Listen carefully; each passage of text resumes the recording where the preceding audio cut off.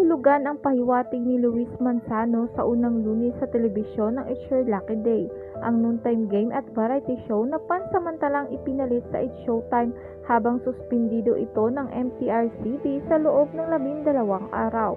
Noong Sabado, October 14, ang pilot telecast ng It's Your Lucky Day. Natawa ang manunood sa sinabi ni Luis na first time sa lahat ng shows ng ABS-CBN kahit sa buong industriya hindi pa umano natatapos ang unang episode ay na-inannounce na nila ang huling 2 linggo. Ngayong Lunes, October 16, muling nagbiro si Luis nang sabihin ito ang Lunes na kasama ninyo kami sa pananghalian kaya gagawin nating maswerte ang pagsisimula ng week natin na ito.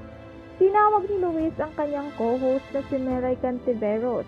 Kung si Ann Curtis merong It's Showtime, kami naman merong It's Showtime. Pabirong saad ni Melay tungkol sa limited run ng kanilang programa. 11 days to go katapusan na natin.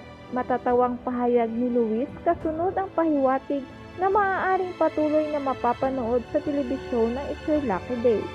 Nagluluko tayo ng 11 days na lang tayo pero malay natin kung suswertehin medyo mapaaga ng konti sa Showtime, ang sabi ni Luis na ikinaintriga ng mga televiewers.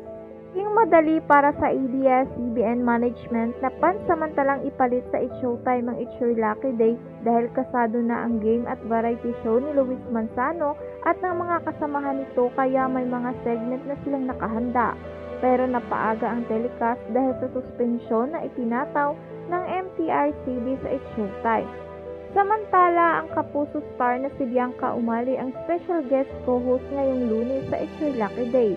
Nagpasalamat si Bianca dahil siya ang kaunang-unahang kapuso star na naimbitahan sa naturang programa. Maraming salamat po for having me again. I had such a great time performing for Showtime and to be part of It's Your Lucky Day.